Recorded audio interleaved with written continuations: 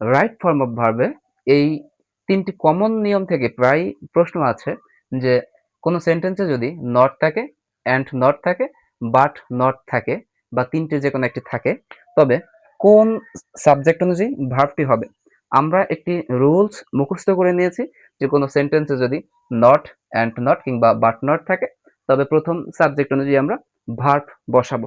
আজকে আমরা তাত্ত্বিকভাবে একটু থিওরিটিক্যালি শেখার চেষ্টা করব যে কেন প্রথম সাবজেক্ট অনুযায়ী সে ভার্বটি বসে।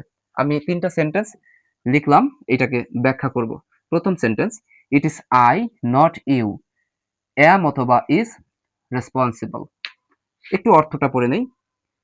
ইট ইজ আই অর্থাৎ আমি, নট ইউ তুমি না, তুমি না আমি, এবং ইজ অথবা এম রেসপন্সিবল মানে তুমি নও আমি দায়ী, তুমি নও আমি দায়ী।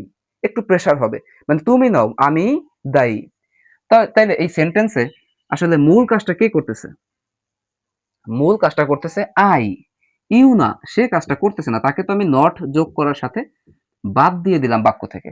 মানে ইট ইজ আই, আমি, নট ইউ, তুমি না। তাহলে তুমি না, এই যে তুমি নামক শব্দটা, একে আমি আগেই বাদ দিয়ে দিয়েছি। তাহলে সাবজেক্টটা আই, সেই বাক্যটা সম্পন্ন করতেছে। তাই ভার্বটি এই আই অনুযায়ী হবে। এম হচ্ছে এই বাক্যের উত্তর। It is I not you am responsible মানে তুমি নও আমি দায়ী। আসুন দ্বিতীয় বাক্যটা দেখি। The teacher but not the student are are present অথবা ইজ প্রেজেন্ট।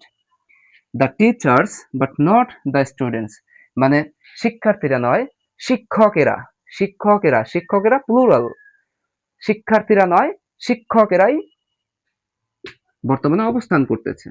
তাহলে ভার্ব কি হবে, ইজ নাকি আর? উত্তর হচ্ছে আর হবে, কারণ দ্য টিচার্স, এখানে সাবজেক্ট হচ্ছে the teachers but not the students.